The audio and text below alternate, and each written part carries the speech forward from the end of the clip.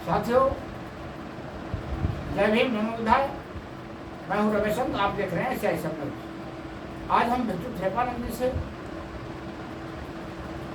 वर्षावास पर चर्चा करेंगे। वर्षावास क्या है, वर्षावास में भिक्षु क्या करते हैं, क्या नियम अपनाते हैं, उनसे हम बात करेंगे। प्रकाश बंदन मंगल हो, कुशल मंगल रहो। सबसे पहले आज के चैनल के लिए कोटि कोटि बार साधुवाद। मैं भिक्षु थेरोपानंद, प्रदेश अध्यक्ष अंतर्राष्ट्रीय भिक्षु बौद्ध भिक्षु संघ परिषद उत्तर प्रदेश की ओर से। भैया जी, आपका सब्जेक्ट है वर्षावास क्यों, क्या, कैसे जी। इस विषय पर मैं आपसे चर्चा कर रहा हूँ। ये बौद्धों की पद्धति रही है और वर्षावास जो होता है वो आषाढ़ी पूर्णिमा से शुरू होता है और कार्तिकी पूर्णिमा को समापन हो जाता है। कितने महीने? ये 4 महीने का होता है। 4 महीने।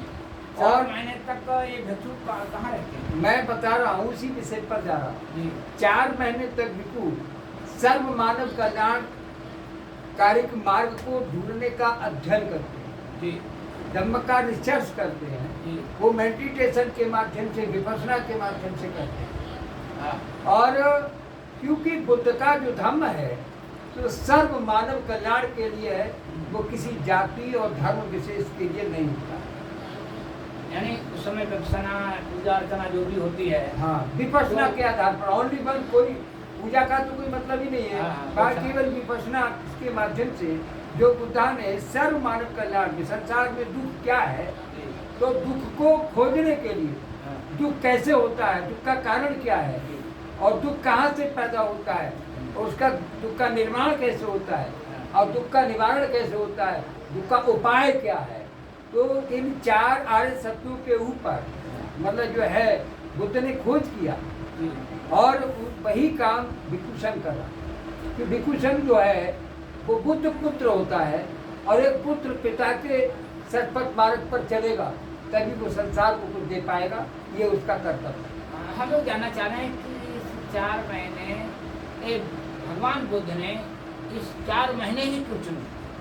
वो 4 महीने चुनने का कारण ये था कि बुद्ध के समकालीन हाँ। यथार्थ बंद हो जाता था। बरसात 4 महीने जम के चलती थी जी।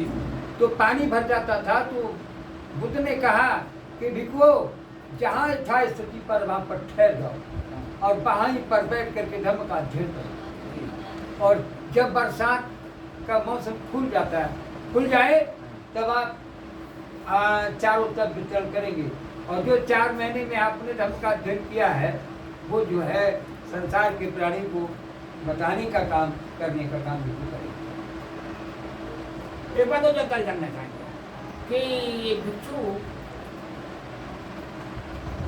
कहाँ कहाँ जाते हैं, कहाँ कहाँ इनके कोई स्थान होते हैं, अपने बुद्ध विहार पे ही रहते हैं या कहीं कहाँ व्यवस्था होती है? देखिए, सबसे पहली बात है कि वो तो सुविधा के आधार पर है। जी। अब कोई भिक्षु जंगल में गिर जाते हैं तो चाहे तो वो पहाड़ी है, जंगल है, वहाँ भी रुक सकते हैं। हाँ। पेड़ कोई सा हो वहाँ पर रुक सकते हैं। और दूसरा ये है कि जहाँ बिहार है करीब में, वहाँ रुक सकते हैं। नहीं, हमें जानना चाह रहे हैं कि जैसे वर्षावास आ गया, अब वर्षावास के बाद 4 महीने तक का एक ही जगह पर रहते हैं? हाँ, एक भिक्षु एक जगह रहेगा, दूसरी जगह नहीं जाएंगे? दूसरी जगह नहीं जाएगा। अच्छा। वो 4 महीने तक, जैसे आपने देखा है हाँ। कि स्टूडेंट लाइफ के लोग होते हैं, हाँ। बच्चे जो मतलब जो है जहाँ पेपर होता है तो जहाँ उसका सेंटर जाएगा वो वही जाएगा। हाँ। वही जाएगा ना। दूसरी बात आपने देखा है कि बच्चों के लिए क्या होता है, पर जब वो मतलब जो है जो किसी सब पेपर होता है तो बच्चों को दूर दूर बिठा लिया जाता है। अब मैं मुझे पाइए, मैं वहीं पहुँच रहा हूँ, दूर दूर बिठा लिया जाता है। ना वो बाकी देखे, ना वो बाकी देखे, ना वो बाकी। भिक्षुओं के लिए भी कहा गया है आप जहाँ पर आपको सुविधा दिखाई बाहर रुक जाइए। तो ये एकत्र होके रहते हैं या अलग अलग रहते हैं? वैसे अलग अलग रहना चाहिए। अलग अलग रहना चाहिए। मतलब कर्तव्य तो यह है कि अलग अलग रहना। लेकिन अब तो भिक्षु जो है कि पर कोई बिहार पर 10-10, 20-20 भिक्षु रहते हैं। लेकिन वो जो 10-10, 20-20 भिक्षु रहते हैं वो मेरे हिसाब से गलत है। विनय जो कह रहा है उससे गलत है। अच्छा वो क्यों है कि एक भिक्खु एक जगह हो अच्छा, इसके तो वो उसका डिस्टर्ब नहीं होगा। पंडित जी, इसके कौन कौन धर्म ग्रंथ हैं? इसके ग्रंथ जो है विनय पिटक, अवधम पिटक है, हाँ। निकाय सूत्र है और तमाम ग्रंथ हैं। कम से कम मामूली की बात मान लो करीब 64,000 ग्रंथ, 64,000 ग्रंथ हैं बुद्ध के।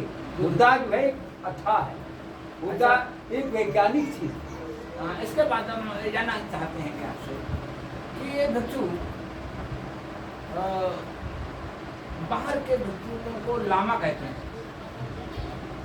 यहाँ के भिक्षुओं को भिक्षु कहते हैं, भंते कहते हैं, अनागरिक कहते हैं, लेकिन उन्हें लामा कैसे कहते हैं? बहुत अच्छा प्रश्न है आपका पत्रकार बंधु। लामा जो व्यक्ति हैं हाँ, वो सम्राट अशोक के द्वारा बहिष्कारित किए गए जी। और ये कैसे प्रस्ताव किया था? अब मैं बताऊंगा बात के लिए। जब समय समय पर लोगों ने क्या करा, जब जैसे बुद्ध की संगीति बैठी और संगीति में जो मरवादी मानसिकता के लोगों ने हाँ, इसमें ऐसा विवाद डाला, यानवाद तैयार कर, जी। यानवाद। हाँ, वे जातिवाद तो नहीं कर पाए लेकिन यानवाद जरूर कर दिया। अच्छा, अब यानवाद जो है वो सबसे बड़ा खतरा क्यों है? यान बात क्या है? यान ये गुटबंदी कर, अच्छा, हाँ, तो ये महायानी लोग हैं और ये वो है जो सम्राट अशोक ने अपने समकालीन भिक्षु संघ से निकासित करके का बहिष्कार किया। अच्छा, कितने इसमें वो हैं? अब तो मतलब ऐसा है कि उस समय जब ये ने लामा शब्द की जो स्थापना जो हुई जी, वो सम्राट अशोक के समकालीन, जी। उससे पहले लामा नहीं था। अच्छा, हाँ, और भिक्षु जो अन्य देशों में भिक्षु है, हाँ, जहाँ से लामा जिस कंट्री में वहाँ भी भिक्षु हैं, हाँ, वो चीवर पहनते हैं और लामा लोग केवल चद्दर पहनते हैं, वो चीवर नहीं होते, केवल चद्दर होती है, केवल भिक्षुओं की नकल कर रहे हैं। अच्छा, अच्छा। और वो तमाम लामा बने कैसे ये जानना लामा को मैं बता रहा हूँ। हाँ। जब सम्राट अशोक ने इनको बहिष्कार कर दिया, हाँ, इन्हें जब भोजन नहीं मिला हाँ, तो चीवरों के कलर का हाँ, चद्दर ओढ़ के हाँ, और ओढ़ने के बाद में नगर में गए। जैसे पहले भिक्षु थे जब नगर में जाते थे चाय करने, हाँ, जब भी चीवर उतार गए तो ऐसे ही नगर में गए हाँ, और जा करके मतलब चीवर का पर बेल बनाया, कपड़ा वैसे डाल दिया चद्दर जैसी, हाँ, और वहाँ दरवाजे पर पहुँचे तो जो महिला है गृहिणी है उसके यहाँ पहुँचने के बाद में आवाज़ लगाना शुरू कर दी। ऐसे तो सुनेगा नहीं, आवाज़ लगाना शुरू कर दी, ला माँ, लामा, ला माँ, माँ मुझे भोजन दो, ला माँ। अब लामा बने। ये लामा शब्द, लामा शब्द की स्थापना यहाँ पर। अच्छा, अब हम जानना चाह रहे हैं कि कितने देशों में बौद्ध धर्म है? बुद्ध राष्ट्र कितने हैं? बुद्ध राष्ट्र, बौद्ध राष्ट्र तो 48 देशों में पाया जाता है और बाकी जो 78 देशों में बौद्ध धर्म जिंदा है। 78 देशों में बौद्ध धर्म जिंदा है। हमारे भारत में 8 स्टेट ऐसे हैं जहाँ पर बुद्धिस्ट लोग हैं, 8। मतलब ये और जानना चाहते हैं आपसे कि हमारे भिक्षुओं के जो हमारे प्रदेश में या हमारे भारत में जो भिक्षु हैं तो उनसे और बाहरी भिक्षु जो आते हैं उनमें अंतर क्यों देखा जाता है? देखिए, सबसे पहली बात तो यह है कि मैं बताऊंगा आपको हमारे थाईलैंड, कंबोडिया में समझ आते रहा हैं तो यहाँ की जनता से मुलाकात नहीं करते। मैं बताऊंगा बात के लिए। यहाँ के बुद्धिस्टों से बात नहीं बाहर के जो भिक्षु आते हैं जी, वो सर्वभावान होते हैं, हाँ, वो ऐसे दान करते हैं, अच्छा, वो उन्होंने ऐसा सीखा है, अदर कंट्री के लोग हैं। हाँ जी, और हमारे इंडिया के जो भिखारी हैं, हाँ, भिक्षु नहीं रहे उनमें, भिखारी की भावना ज़्यादा होती हाँ, है। ऐसे करने की दो चीज़ें, एक ऐसा और एक ऐसा, समझ गए? हाँ, ऐसा मांगने वाला होता है, ऐसा देने वाला होता है। जी, तो ये लोग जो हैं केवल लालची, और ये बुद्ध का धर्म जो डूबा वो लालच और आलस के ऊपर डूबा। अच्छा बनते जी, ये बौद्ध धर्म हमारे देश में हमारे तथागत बुद्ध हमारे भारत के थे। हाँ, भारत में, भारत से भारत में पहले उनका जन्म हुआ, बुद्ध का धर्म भारत से स्टार्ट हुआ। स्टार्ट हुआ। और लेकिन भारत में ही मतलब कम है। भारत में ही कम क्यों? इसका कारण ये है, जिम्मेदार कौन? मैं बताऊंगा बात को। आप जैसे लोग। मैं बताऊंगा, मैं वहीं पर पहुंच रहा हूँ। जब तक इस बुद्ध धम्म के भिक्षु संघ में जो बुद्धा के फॉलोअर करने वाले लोग थे, चाहे वो राजा मिलन से लेकर के बुद्ध से लेकर के राजा मिलन तक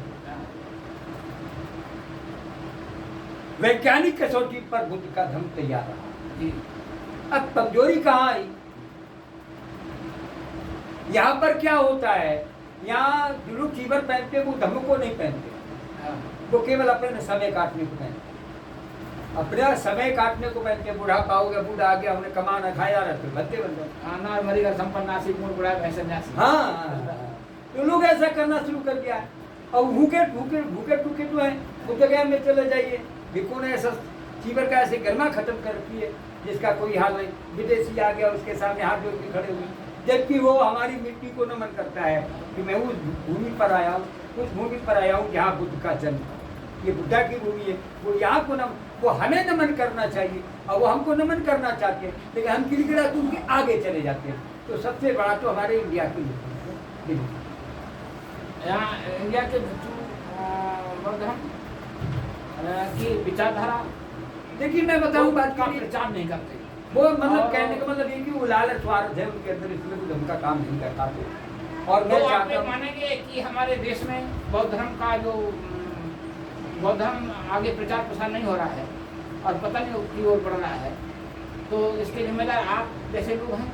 कि इसकी जिम्मेवार भिक्षु संघ है। मैं शर्मिंदा हूँ इस बात में, मैं भिक्षु संघ इस बात में शर्मिंदा हूँ। करूँ क्या? कारण क्या है भाई, एक आदमी कहाँ तक मेहनत करेगा? अगर मैं ये कोई काम करना शुरू करूँ तो अकेला कुछ नहीं कर पाऊंगा, लेकिन मैंने तो ये मतलब कि मेरा तो तथ्य क्या है कि शुरू तरह काम करना। आज बच्चों के लिए क्या कहेंगे आप? उन बच्चों के लिए क्या कहेंगे? क्या सबसे पहले और जो भिक्षु मतलब जो अलग अलग चल रहे हैं, हाँ, उनके लिए क्या संदेश है? उनको क्या संदेश देंगे? उनको संदेश तो मेरा पहुंच गया होगा। हाँ, वो मेरे श्रोतागण समझ ही रहे होंगे हाँ, कि यदि सारे भिक्षु भारत में आकर के हाँ, अगर विनय पर काम करें जी, तो बुद्ध का धम्म भी फैलेगा, उनका सम्मान भी होगा। उन लोगों ने सम्मान खो दिया है, इसके साथ में हमारी भी गिनती है जी। तो अच्छा, मुझे भी बड़ा दुख होता है इस चीज़ हमारे का। बुद्धिस्ट लोगों के लिए, उपासकों के लिए आप क्या कहेंगे? मेरा कहने का मतलब ये सभी उपासकों के लिए मैं एक संदेश देना चाहता हाँ, हूँ। वर्षावास के समय, वर्षावास आषाढ़ी पूर्णिमा पर जो वर्षावास शुरू हो रहा है, हाँ, तो जहाँ जहाँ भिक्षु आपके करीब में हैं, हाँ, आप उनकी मदद करें जी, और उनको समय पर भोजन देना। क्योंकि भिक्षु आप जो है विनय सब पे होगा कि वो सुबह को 11 बजे तक भोजन करें, उसके बाद में लौट के फिर शाम को 6 बजे भोजन उपासकों के करें। लिए आप संदेश ये दे रहे हैं मैं कि ये वहाँ जो उपासक हैं उन व्यक्तियों को 4 महीने की लिए रहने खाने की व्यवस्था वो अगर व्यवस्था करेंगे तो जो विपश्यना भिक्षु हाँ, वो अध्ययन करेंगे। उसके बाद में फिर जब 4 माह पूरे हो जाते हैं, आषाढ़ी पूर्णिमा, वहाँ की कार्तिक की जो पूर्णिमा आती है, कार्तिक वाली पूर्णिमा, कार्तिक की पूर्णिमा पे जो है वर्षावास समापन होता है। तो वो भिक्षु जो वर्षावास शुरुआत करते हैं, उसी जगह पर वर्षावास समापन दिवस भी मनाया जाता है। उस पर उपासक लोग भोजन दान करते हैं, चीवर दान करते हैं, जैसी उनकी जैसी श्रद्धा होती है। बुद्ध का धम्म श्रद्धा पर टिका है, बुद्ध का धम्म किसी पर दबाए पर।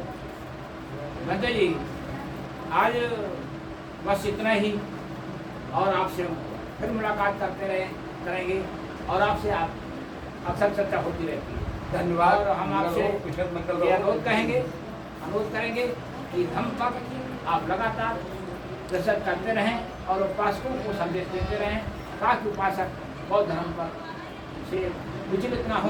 एक विषय थोड़ा सा रह गया है, मेरी उपासकों से निवेदन है कि मैं खुद जो है तहसील आंवला में ग्राम बहुड़ाखेड़ा में शंगाराम बुद्ध विहार बना हुआ है, और मेरा इच्छा है और मैं सोच रहा हूँ, करूँगा, मैं आषाढ़ी पूर्णिमा पर भिक्षु संघ का अनुष्ठान दिवस के रूप में उनको भोजन दान दूंगा, दम्मदेशना करवाऊंगा और अपने यहाँ बुद्ध विहार पर मैं खीर दान का व्यवस्था करूंगा।